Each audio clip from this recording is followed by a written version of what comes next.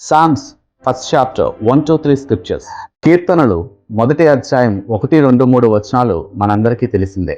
అందులో 2వ వచనం చూస్తే, యెహోవా ధర్మశాస్త్రమునందు ఆనందించుచు దివారాత్రములు దాన్ని ధ్యానించువాడు ధన్యుడు అని ఉంటుంది.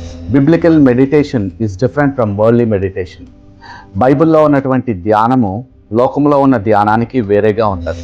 బైబిల్లో ఉన్న ధ్యానము అంటే ఏంటంటే, దేవుడు వాక్యము అంటే దేవుడు హృదయంలో నుంచి వచ్చి మన చేతిలో అచ్చువేయబడి ఉన్నటువంటి బైబిల్ గ్రంథంలో ఉన్నటువంటి వాక్యాన్ని మన హృదయంలోనికి తీసుకొని దాన్ని లోతుగా ఆలోచన చేయడమే ధ్యానము.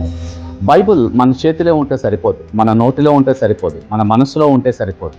మన హృదయంలోనికి ఆ యొక్క దేవుడు వాక్యాన్ని తీసుకొని మనము ఆలోచన చేస్తూ ఉన్నప్పుడు, లోతుగా ఆలోచన చేస్తూ ఉన్నప్పుడు మాత్రమే పరిశుద్ధాత్ముడు మన హృదయాంతరాలలో అంటే మన అంతరాత్మలో దాని యొక్క భావాన్ని మనకు ఎక్స్ప్లెయిన్ చేస్తారు. దాన్నే ప్రత్యక్షత అంటారు. ప్రస్తుతం సంఘానికి కొదువుగా ఉన్నది కూడా ఇదే సుమా.